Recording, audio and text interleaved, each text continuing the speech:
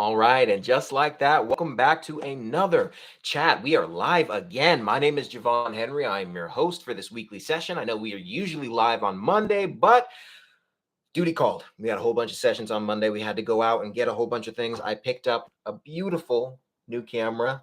Absolutely love this guy. Going to be happy to have fun with that, test that out. But let's start this session off by saying thank you to everybody. We have reached 1,000 plus subscribers on this channel. I left for the weekend. I came back and we are now at over 1,000 subscribers on this channel. I'll say it again once people start streaming in. I have been doing this YouTube thing for the past 8 years now, working slowly and steadily across multiple different channels. And it is truly amazing to have this audience that is here of voice actors, voiceover artists, people who are trying to get into this industry. And I'm glad that I can be a voice to try and give back some news, some entertainment, some good things to look out for. Thank you guys so much.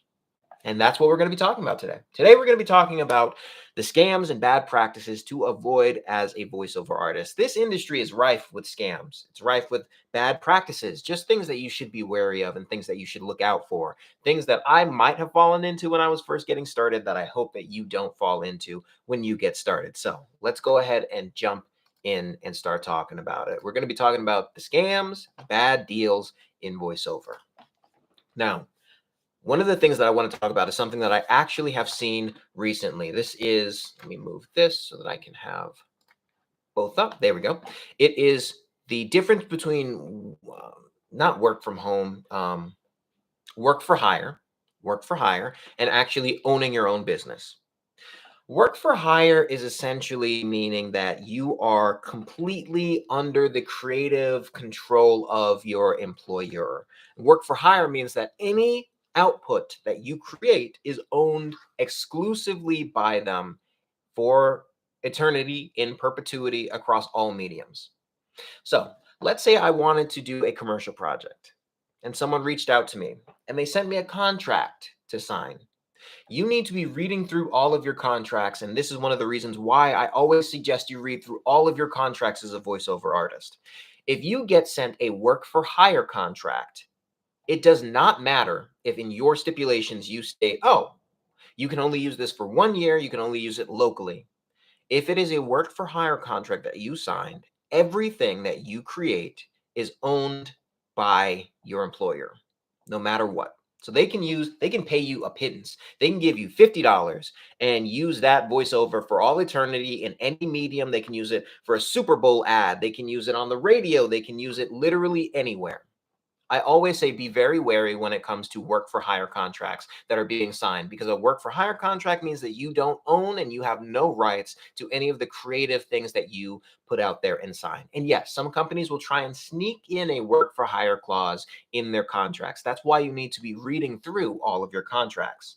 Now, if you have an agent, that's something that you have to worry about a little bit less. You probably don't even have to worry about it at all. Your agent's job is to make sure that they look over the actual deal that you are getting and they work for a deal in your best interest.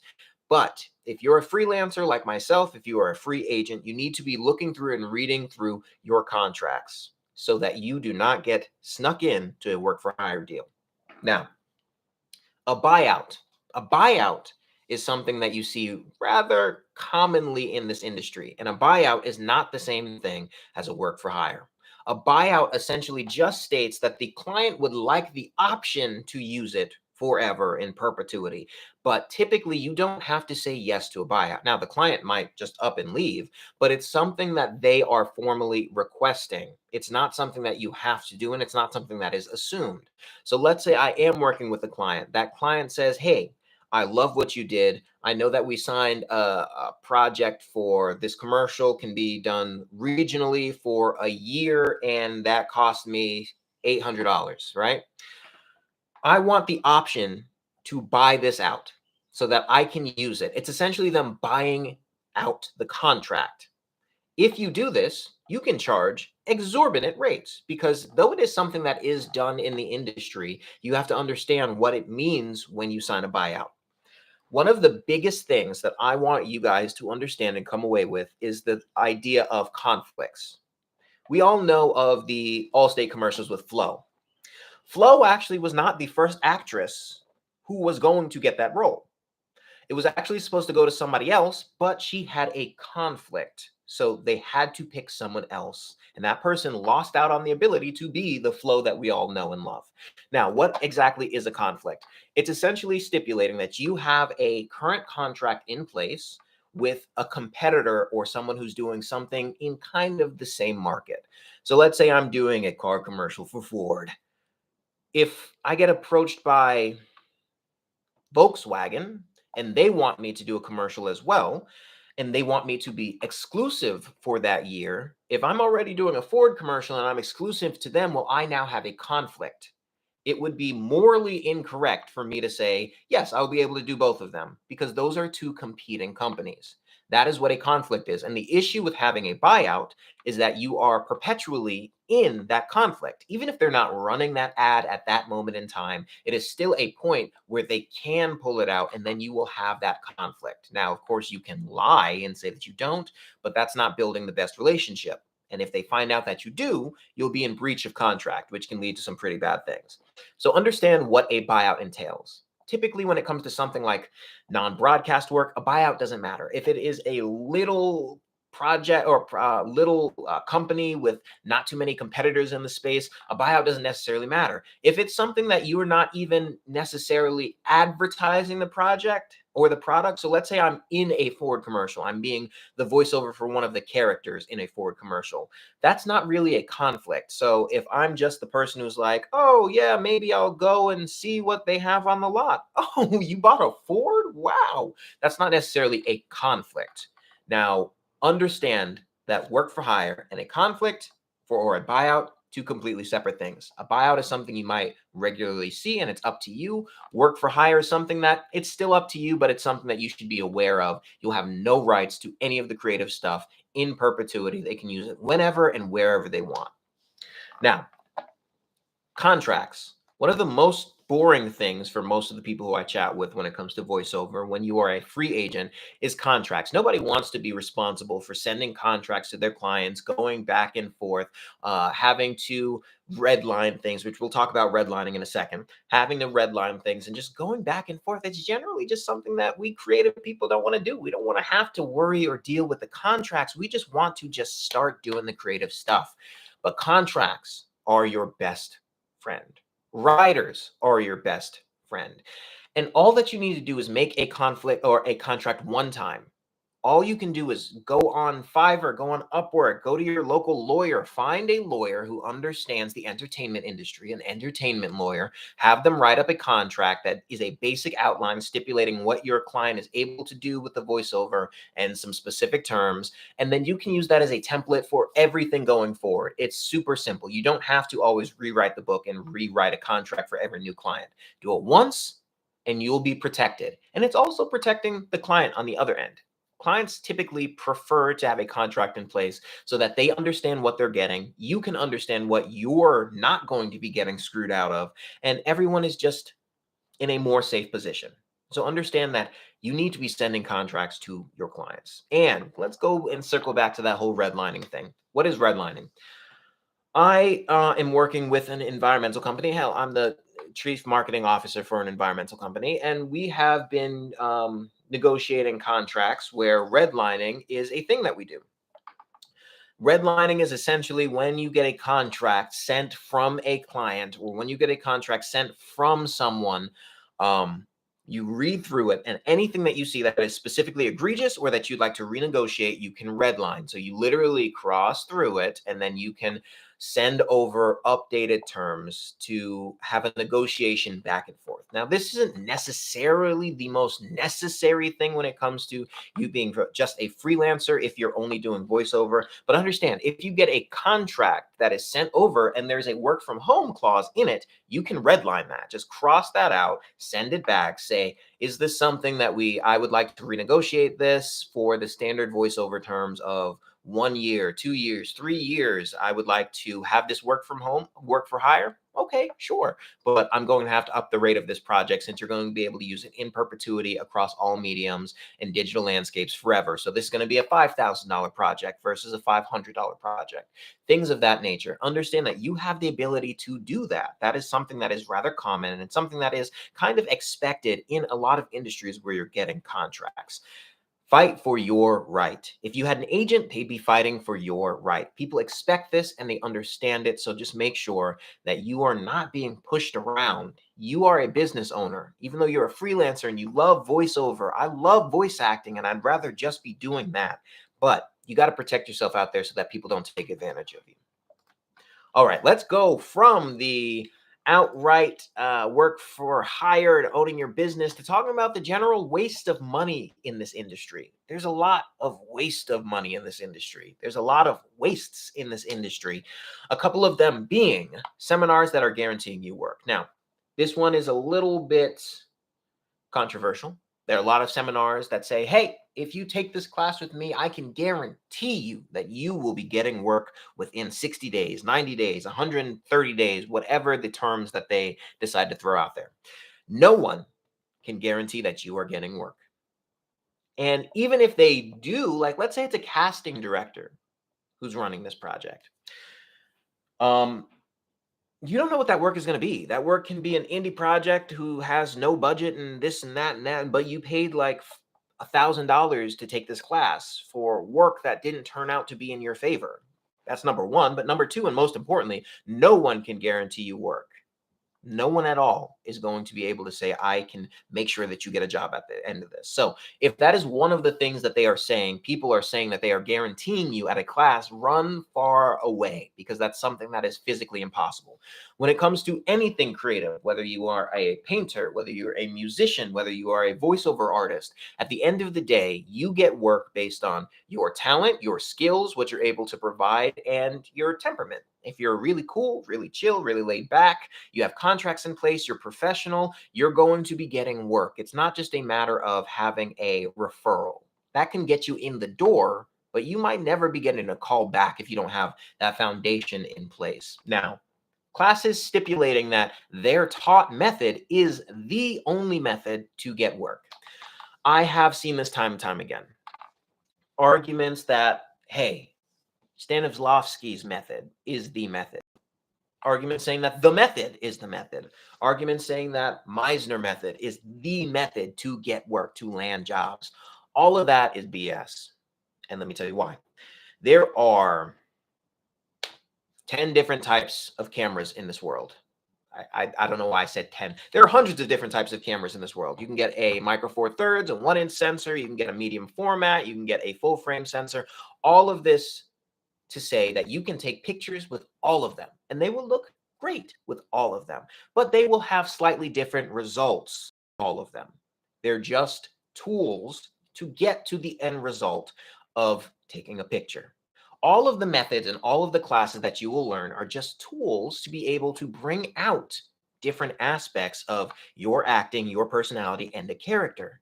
So, for example, if I'm employing Meisner to voiceover, that might not be the best method to use because Meisner is very heavily based in partner work and conversational work. It's very much so based on having a play, doing a musical, doing live action, doing a movie, doing things where you're actually communicating with someone. However, if I'm doing Adler, that will much more relate to me because it's very based in character work, diving and digesting a character, their backstory, their future, trying to figure out their motives and their motivations. All of these things are things that you need to understand. And if you ever take a class where someone's like, this method, that's the method that's going to be getting you all of the work that you could ever want, run far away. You can take the class, but also take it with a grain of salt, understanding that if you only employ one thing, you're going to be a one-trick pony. And when that eventually doesn't work and you don't have another method, it's going to be really hard to bring that emotionality back into your read, into your project, or into your production. So just understand that. If somebody is saying this class and this method is all that you need in order to become a successful working actor, just be wary. Proceed with caution because that's a red flag for me. Now, Also, waste of money. Classes that offer a demo for everyone at the end. Now, this is also something that I've seen time and time again. A demo, your voiceover demo, is one of the most important things that you can have. And that is because it is your calling card. It is the example that you send out to agents, that you send out to future clients, that you send out to people who you want to have a working relationship with. It is the thing that showcases who you are across a wide range of different things. So, for example, if you're doing a commercial demo, you're going to be showing a wide range of different attributes that you can do. So maybe you're doing the funny guy in a McDonald's commercial, and then you're doing the more gravitas, gravelly, serious in a Ford truck commercial. You're showing a wide range of different attributes that you can accomplish. If you take a class, and that class is $300, and they offer everyone a demo at the end, 9 times out of 10, you're going to have to get that demo recut and redone because it is not A, going to be your best work, and B, it's not going to be the most high quality demo because it's just bundled in as something that can be offered as a section of a class. I've yet to find a class where the demo at the end is more than just a lead-in offer to try and get more people into the door to actually take the class. Now, that's not to say that the demo process can't be a good learning tool. You can learn what it takes. You can learn how to coach to get to a demo. You can learn how to actually be in the demo process, whether you're in the studio or you're at home recording through either Source Connect or you're just sending them the files. You can learn what it actually takes to be in the room during demo production. But the demo at the end should not be the reason why you take the class. You should take the class based on who's teaching the class. Are they currently a working actor or actress themselves, and or at least a casting director, so that you can get the perspective of what they're actually looking for actively? Or if you want to learn something that the class is specifically hinging around teaching. The demo at the end should not be the reason why you're taking the class, because you think that you can get a cheap demo should not be the only reason you're taking the class. All right. And this one's kind of controversial because I do the same thing a little bit. Most virtual lectures, most of the time, virtual lectures are going to be a little bit of a waste. Now, let me put a little asterisk here. That's only if that's the only thing that you are doing. Why do I say this? This is a very active thing, voice acting. If I'm a musician and I only take virtual lectures and I never take lessons, I never go to classes, I never do anything outside of my box of virtual lectures, and that's like YouTube videos or classes of that, you don't get any actual feedback, then how do you know if what you're doing is actually good? Is actually not good. Good's not the proper word. Is actually marketable, is actually something that people will pay for so that you can be a working actor and not just an actor. So let me give this example. If you just take virtual classes, watch YouTube videos, do things of that nature, and you sign up to a bunch of different online pay-to-play or free-to-play platforms, and you send in, let's say you send in, because I've seen this story time and time again, people who send in 100 auditions, who are sending in 20, 30, 40, 50 auditions every single day and getting no response, no feedback, nothing. And they say, oh, I think that maybe this website's a scam. Or, oh, I think that maybe these are fraudulent postings. Or, oh, I think that this website is a waste of money because you don't get any response. No, you've only been doing things virtually.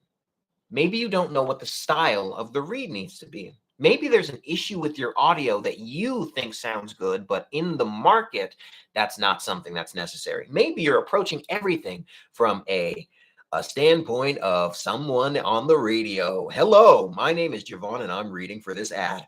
It's not sellable anymore. Right now, people want conversational. They want laid back. They want someone who's just talking like you and I are chatting right now. That's what people are looking for. They're looking for very conversational, guy next door, friendly, just a regular human being. They want the acting to be under the surface. They don't want anyone to be able to see it, hear it, or know that they're being sold to. They just want people to be spoken to, not spoken at.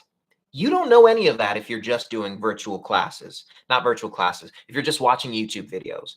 You need to be taking classes, doing group classes, and we're going to be going over things that aren't a waste of money in about 20 seconds. But classes are one of the things that will change your career as a voiceover artist. And it was something that I was hesitant to do for a while because at the beginning I was getting work. I was like, okay, this is great. I'm starting to get work. I only started taking classes not so that I can improve my skills, but so that I can meet other voice actors. And in 1 year, I managed to improve more than I did in the 3 that I was by myself. So understand that classes are going to be the biggest thing, but just watching YouTube videos, just watching videos, old videos of Stella Adler or Stanislavski or the Meisner method, they're not going to get you where you need to be. You need to be applying these with people who understand what the market is looking for. And last but not least, we're going to go ahead and cut this down. Things to be aware of. Now, these aren't outright scams. These aren't things to be wary of. They're just things that I want you to keep in your mind. You can be a free agent. A lot of the time, people say that the top, the pinnacle, the toppity, tippity top is getting an agent. With certain limitations and in certain situations, that is absolutely the case. For example, if I wanted to be a free agent and reach out to Disney, reach out to Marvel, reach out to Nickelodeon, Cartoon Network, any of these companies, I certainly can. And I can spend years building a relationship with the certain key people so that I can get on their list of people who they reach out to. But that's not how this industry works. That's how it works with businesses. Like I can reach out to a production company and say, hey, my name is Javon. Love to work with you and build a relationship and be sent ad copy, be sent fun animation gigs, work with fun indie projects, work with video games. But when it comes to, I'm talking film, when it comes to big budget animation, when it comes to any of these sectors, they work through agents and agencies because they don't want to have to parse through all of this stuff themselves. They want a list of high quality candidates. But if that's not what you're looking for, you can be a free agent. You can build relationships with key people at Blizzard, with key people at Focus Games, with with key people at any of these agencies that you want, so that you can get on their roster, on their list of people who they reach out to. You can do this by yourself without getting an agent. The number one reason for that is because your agent typically takes 15 to 20% of the actual take home that you're getting. So if you want to, you can be a free agent and do it yourself. You just have to put yourself out there and make those relationships. Number 2, don't pay an agent up front. Something else to be aware of. An agent gets paid when you get paid. So typically the process would be either an agent comes and looks for you, or you can reach out and look and see if an agent is accepting documentation, and then they will set up a meeting. You'll go and you'll chat with that agency, with certain key figures in the agency, and they'll see if you guys are a good fit for each other. Maybe there'll be an audition, maybe there won't be. But understand that that has nothing to do with you paying them any money up front. It's to see if there's a good relationship so that you can establish a working relationship, to see if you have the actual demo, the actual skills to bring in money, because agents are there for one thing, and that is money. They don't make money unless you make money. So you need to have a history of being able to book and land gigs. That is one of the things that an agent is looking for. Now, there are other key considerations. If your voice sounds like somebody else who's in their roster, why would they necessarily want to sign you? They have someone who sounds like you. If they're not looking to accept people right now, like say there's a huge industry strike and their agency mostly works with big budget animation or big budget games, or not games, there might be a game strike, big budget movies, why would they want to sign on new talent? They need to busy themselves looking for work for their existing talent. So understand there are certain things, but 9 times out of 10, agents are looking for you to have already been booking, to have already been making money, so that they know that they can make money when they sign you. Now, there are some formative agencies. There are some agencies that are looking to take new talent and work with them polish them up and get them to a place where they think is fit. And I've never worked with these agencies, so I'm not going to sit here and pretend that I am the master of all knowledge. Maybe they have some types of fees. Maybe they work with small indie projects. I have no idea. But what I can tell you is that some of these agencies do exist, and they work specifically with smaller voiceover talent, smaller actors to try and formulate their career. So if you're in that side of the pool and you don't have necessarily money coming in every single month from voiceover, but you are looking for an agent, you might want to try and look into those smaller agencies that are willing to take on risks of younger talent to try and polish them up and find a diamond in the rough. Last but not least, let's go ahead and wrap back around to what I was saying before. This is the little gem here. Workout sessions, private lessons, and group classes are your best friend. This is so that you meet other peers in the industry, so that you can start to learn what actually is or is not common in the industry, so that you can learn what the actual good rates are for voiceover. So for example, if I were to tell you that for a 30-second TV ad spot that is nationwide, that is going to run for 1 year, how much money do you think that you can make from that? Anybody watching this as a VOD, go ahead and put that in the comments. Anybody who's watching this live, put it in the comments. How much money do you think that you can make from an ad that is 30 seconds, a commercial, TV commercial, 30 seconds long, nationwide, 1 year? Because the answer is thousands of dollars. Most people who are just getting started might say that, oh, I can make like a couple $100. No, thousands. And depending on the actual company, like if it's Apple, Facebook, Panera, I'm talking thousands of dollars. This is one of the reasons why I always like to push away from the free-to-play or pay-to-play platforms, because a lot of the time they actually mask who the identity of the actual client is, and you can't price them properly. Because if, in that same situation, if it was from a mom and pop shop and they were just getting started, maybe you want to price down. Maybe you want to work with them because they don't have that scale. They don't have that budget. So maybe you'd say, okay, I'll do this for you for $500. But if you're working with Apple, with Panera, with Meta, with all of these companies, no, you can be making thousands of dollars. And you wouldn't know that unless you're working with people who are actively working in the industry. Those are websites like Skills Hub, Real Voice LA, Sound on Sound.